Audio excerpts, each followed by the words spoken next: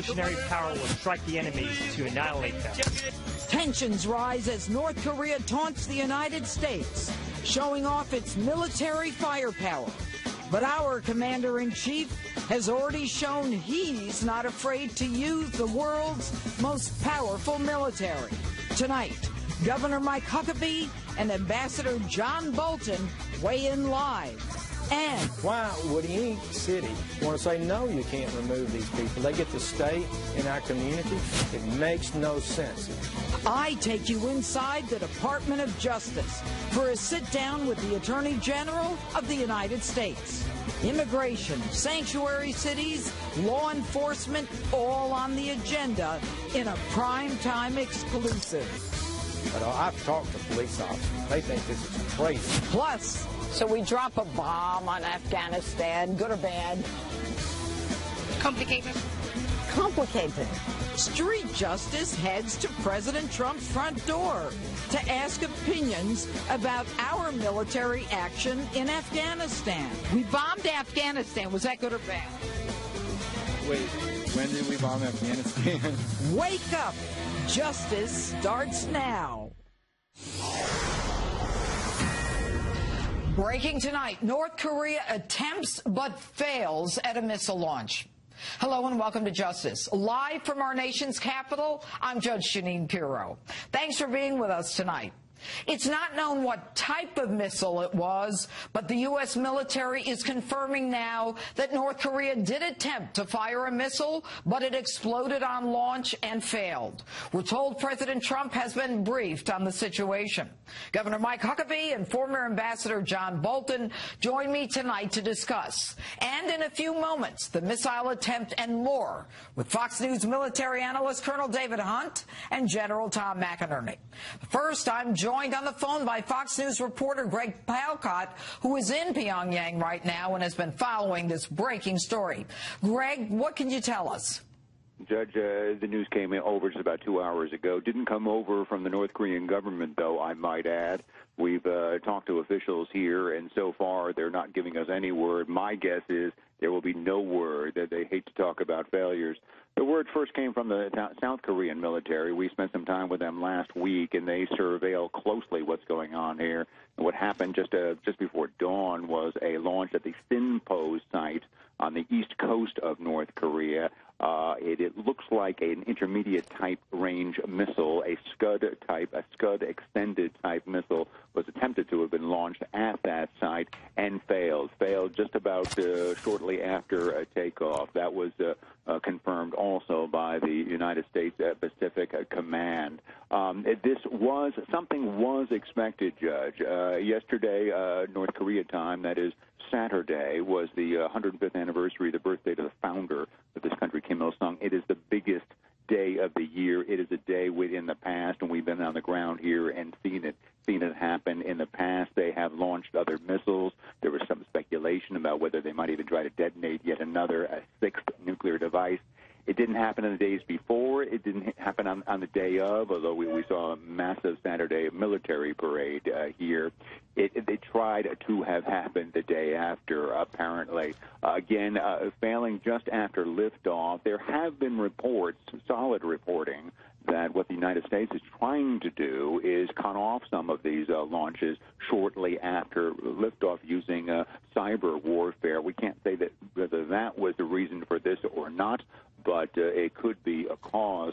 Alarming, Judge, because it was attempted to have been launched across the Sea of Japan.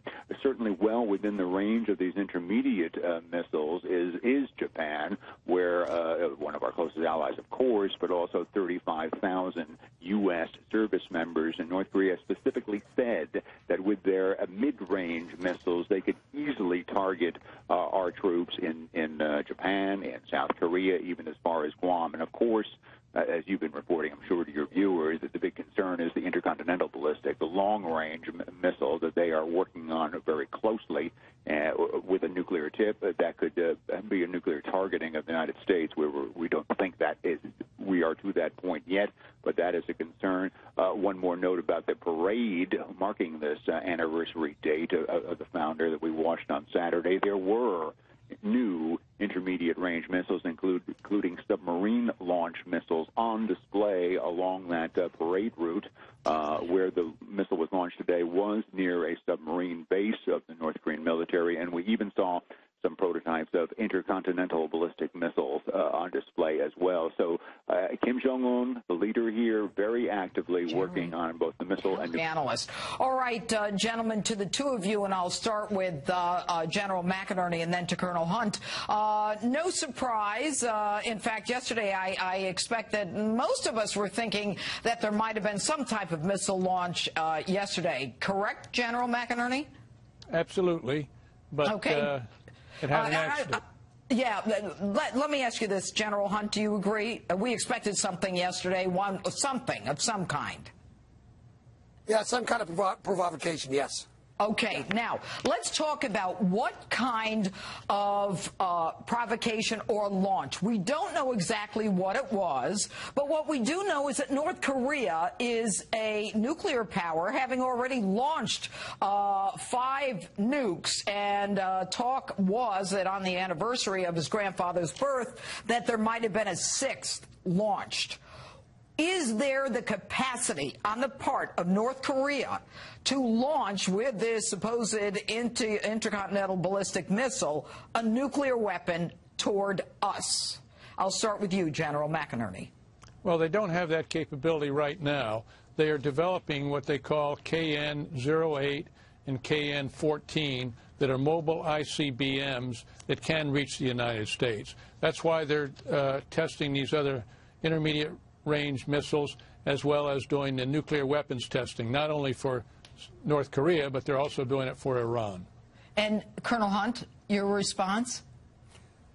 Yeah, intelligence community believes they're about a year away from being able to put a nuke on a missile. So it's about a year away. It's a dangerous situation.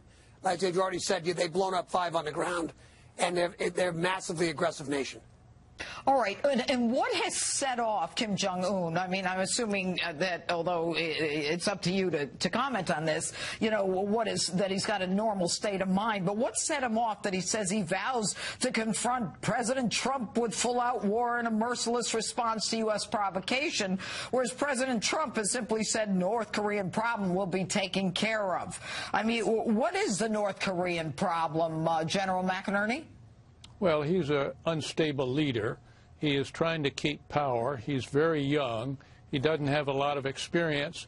So when he gets in positions like this, he starts to yell and make noise and try to intimidate people.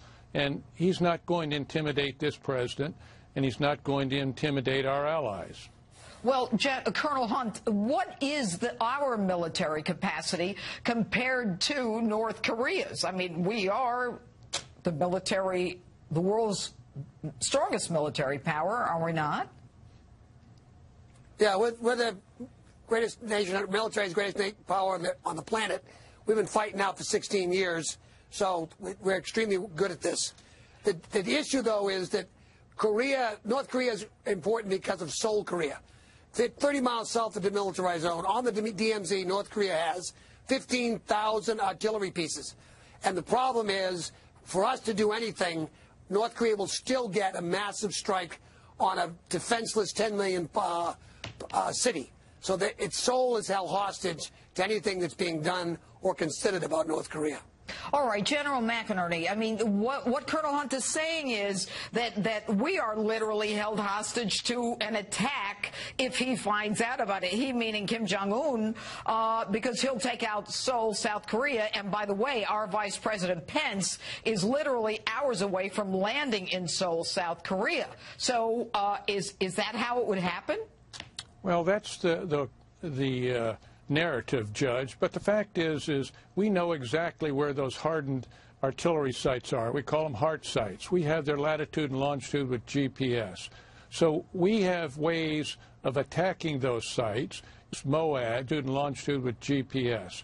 So we have ways of attacking those sites. You can imagine if 5 or 6 MOADs were dropped in an area over there, and we had B-2s that can drop 500-pound bombs that are independently targeted, we could put a lot of firepower. In addition, the readiness of those hardened artillery sites they don't fire. They aren't exercising them. They have been there for years. Okay. Yeah, every war game we've run, it's called the 6-minute window. Yes, we've got a lot of capability. It's the greatest air force in the world. I get it. But there's a 6-minute issue. As soon as they've discovered that there's something in the air, they can punch buttons, and it's 30 miles south of Seoul. No one thinks that if North Korea would not get shots at the south. We have a better military for sure, but the instability of North Korea and the closeness of Seoul makes the option very, very limited, and it usually in every war game goes to a nuclear option. And we just can't be considered. I think it's a bridge too far. It's going to have to be China that gets at North Korea. All right. General Tom McInerney, Colonel David Hunt, thanks so much for being with us tonight. And to continue that conversation, John Bolton is here with me, former United States Ambassador to the United Nations. We're going to battle on them every step of the way. We're going to put pressure on these cities.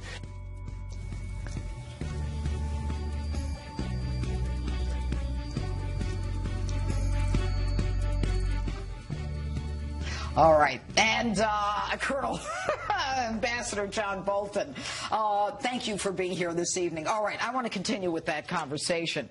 And specifically, we know the guy's apparently unstable, Kim Jong-un, in North Korea, and we know he's got certain nuclear capacity, intercontinental ballistic missile, possible to put a nuclear warhead on it.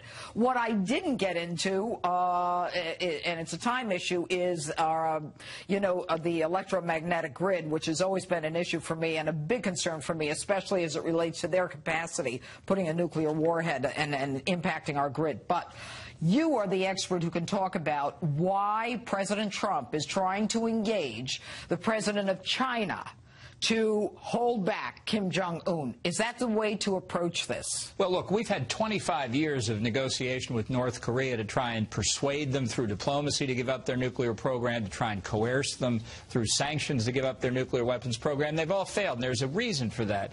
For the regime in North Korea, the possession of deliverable nuclear weapons is their ace in the hole, their insurance policy to stay in power. Asking them to give that up is like asking them to give up power. They're never going to do it. So the question is, what else is available to us to do? And I think there's really only one answer, and that's for China to be convinced that what they've said for many years, they don't want North Korea to have nuclear weapons, they now have to operationalize. They fear if they put too much pressure on North Korea, it will collapse. I think that's right, which to me indicates the only true answer here is reunifying the peninsula, and we have to convince China that. But Trump's point here is absolutely correct. Talking North Korea for year 26 is going to be just as fruitless as the first 25. If China is really serious, if they truly believe what they say, that they don't want North Korea with nuclear weapons, then let's get on with it. Okay, so when President Trump engages the president of China, what leverage, as recently as a couple of months ago, China was a currency manipulator. Now what we've got is President Trump, and to his credit, he meets with the man, has a good weekend with him at Mar-a-Lago. They have great discussions. He is an expert negotiator, President Trump. It appears that he is calling in a few chits and maybe working on the trade issue with the president of China to get China to what? Take away the oil, the coal, but will North Korea, does North Korea care? Does Kim Jong-un care about his people? Of course he doesn't care about his people. The pressure would be on the regime itself. China supplies over 90% of North Korea's oil. If they cut that off, trucks and planes don't move. They supply enormous amounts of food and other humanitarian assistance, not because they're so humanitarian, but because they want to keep the North Koreans on their side of the Yalu River.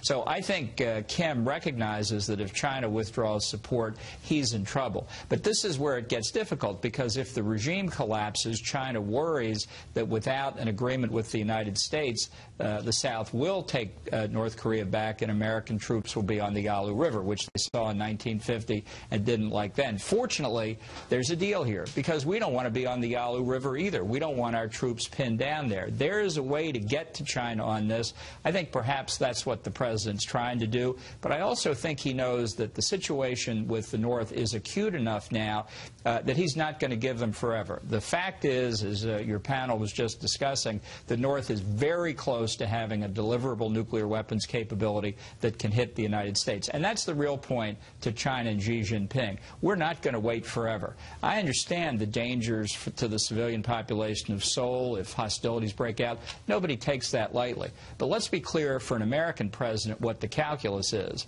A population of innocent civilians in an American city at risk because of this dictatorship in North Korea. And I think China is beginning to understand that. We're running out of time here. As I say, we've tried for 25 years to get the North to give that up. They've made enormous progress. They've had missile failures, as we can see, including today.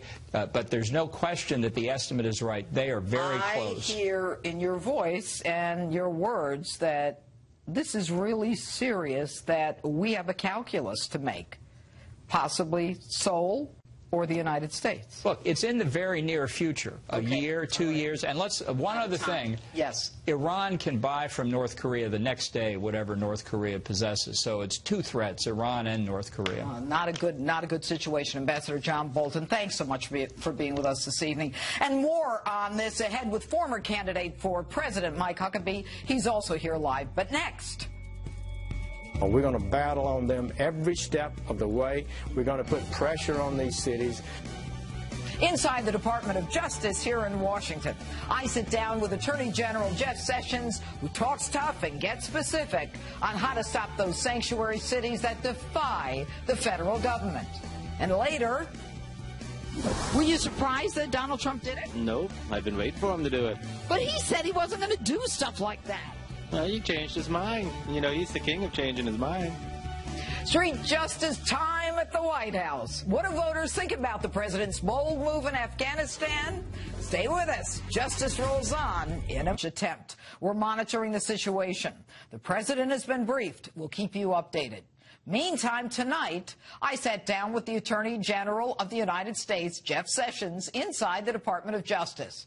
First up, immigration, sanctuary cities, and his recent trip to the border. General, thank you so much for allowing us here. By going to the border this week, you sent a message to a lot of people, and that message was loud and clear. The border is not open to anyone who just thinks they can cross it. And you, in addition to the message, you provided a mechanism with 125 new immigration judges, with a policy that's being sent to the United States attorneys that cases are going to be prioritized, that when we've got gang members who are coming in for a second time, their cases are going to be prioritized. Border Patrol agents are going to be protected. You did all of the things that were ignored for the past 8 years. Is it going to make a difference? It's going to make a difference. And the biggest difference is the message Donald Trump's election sent and his leadership, which is this border is not open. If you come to America, come lawfully, don't come unlawfully. And that's already, I think, a huge factor in the decline in the attempts to enter America. So we're on this virtuous cycle where you have a decline in attempts to enter America. We had March was the lowest month in 17 years. Right. And it was 72% below President Obama's last month in office. This is really a remarkable alteration. When President Obama, in the summer, I believe, of 2014, and he said there was so much poverty in Central America, El Salvador, Guatemala, Honduras, there was a lot of talk by Border Patrol agents that a lot of gang members, MS-13, from El Salvador were coming into the country.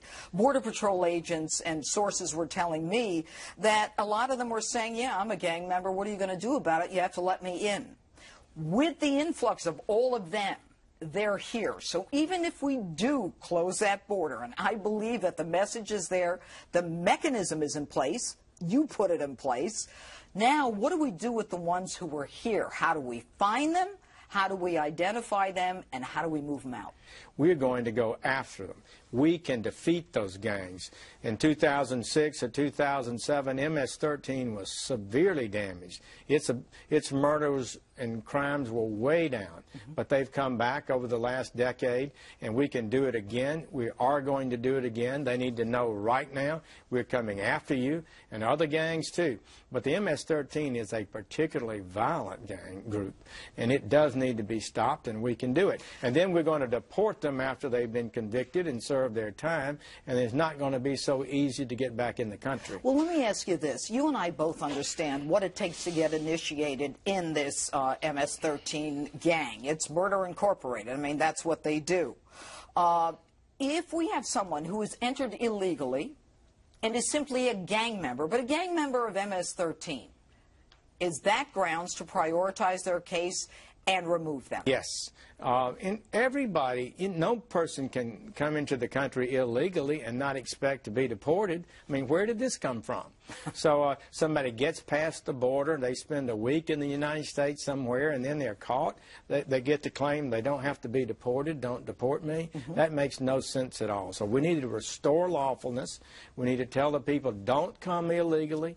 If you want to come, wait your time, and when people start doing that, we'll see a great improvement. And if somebody commits a crime while they're here legally or illegally before permanent residence, then they can and should be deported. I'm optimistic, like you. I believe that the message is clear, mechanisms are in place, but there's so much to do. We need more judges. We need more courts, too. We are doing, what I've done is I've examined the hiring process. It takes way too long when we're going to cut that way down. So we'll have 75 new judges next year. We'll add 50 new ones within the next few weeks. Actually, we'll have 50 more at the border, and this will help us a lot. Just this week, Fox News, Tucker Carlson, started a whole movement. He had a mayor on, and who indicated that he was proud of his sanctuary city, Lansing, Michigan. It turns out that after a lot of discussion and after a lot of people watched, they called a meeting, and it turns out that Lansing is not now going to be a sanctuary city. What are we going to do about those sanctuary cities besides not giving them grant money? First and foremost, they need to listen to their constituents. I do not believe the people of Lansing, Michigan wanted an individual who came to the country illegally, who got convicted of an assault or crime or murder or rape or drug deal, and is under the U.S. law shall be removed from America. Right. Why would any city want to say, no, you can't remove these people? They get to stay in our community. It makes no sense. So first, the voters of these cities need to hold their city councils and mayors to account. The police works for the mayor. Sometimes they'll support the mayor. But I've talked to police officers. They think this is crazy. We both have, but they work for the mayors. Some of them are appointed by the mayors. There's got to be a mechanism that the federal government has so that the local police can actually identify when an MS-13 gang member is getting out of jail for a crime that some mayor doesn't think is important enough to notify ICE. Well, General Kelly, the Secretary of Homeland Security, he's doing a great job. Our ICE officers are doing a great job. They are. And they just need a heads up. That's just what you say. That's all they need. The detainer is that mechanism. You know from a prosecutor in New York, one jurisdiction honors the next door jurisdiction. So you finish your sentence of the bad guy, and if they've got a case they want to hold them on, you hold them and turn them over to them. That's what the detainer allows to happen. And what we're doing now is irrational. It makes no sense. It undermines the relationship with the United States government. And I think these cities need to be held to account. They want to be humane about this. As President Obama said, this is not who we are. It is a remarkable thought, really. People come to America by permission.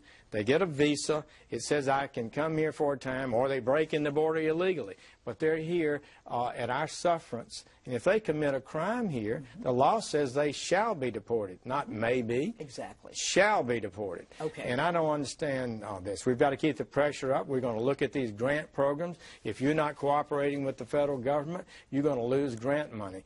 We're going to battle on them every step of the way. We're going to put pressure on these cities. And it's just important for America and the people in these cities to that this happens. understand how dangerous it is for them. And part two of my interview is still ahead. I'll ask the Attorney General what the biggest problem facing him.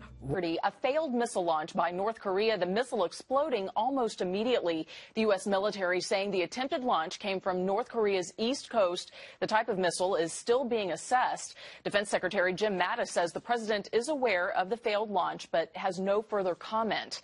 The failure coming as North Korea was celebrating the 105th birthday of its founder. Thousands of soldiers goose-stepping for current leader Kim Jong-il during a massive parade. The North Koreans also showing off a number of its intercontinental ballistic missiles. There are also concerns the rogue nation may be preparing a nuclear test. The failed launch coming amid heightened tensions between the U.S. and North Korea. Vice President Mike Pence briefed about that failed launch while on his way to South Korea, the start of a four-nation Asian-Pacific visit. I'm Marianne Rafferty. Now back to Justice with Judge Jeanine.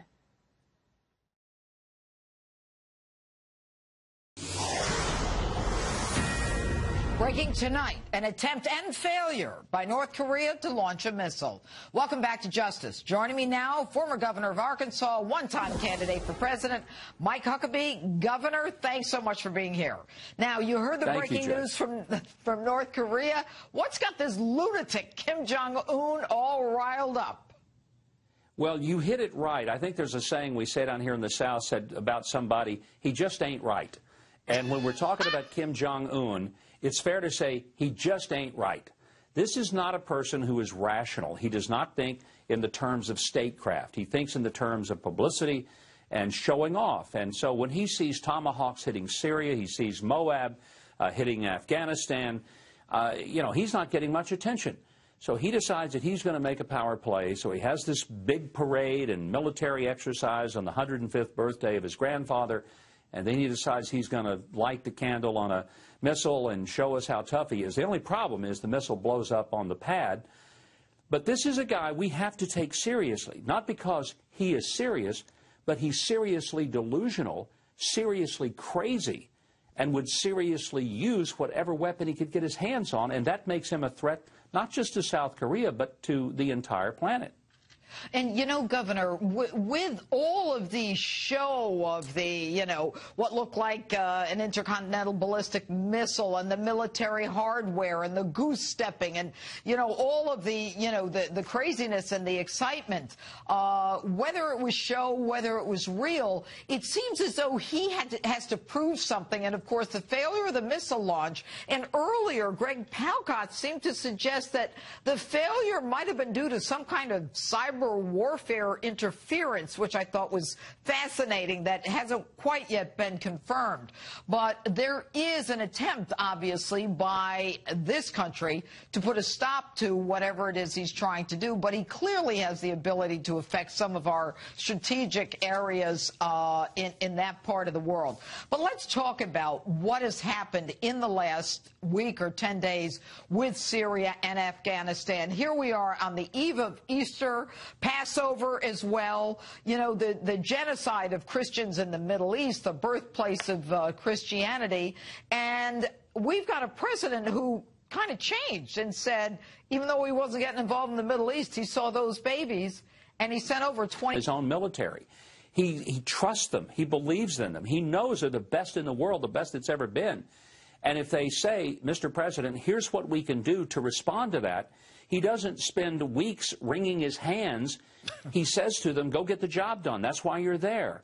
And I think the esprit de corps in the military is probably at the highest it's been in 20 years because they have a president who allows them to do what they're trained, prepared, and ready to do. He's still responsible as the commander-in-chief. But this is refreshing to see in a president.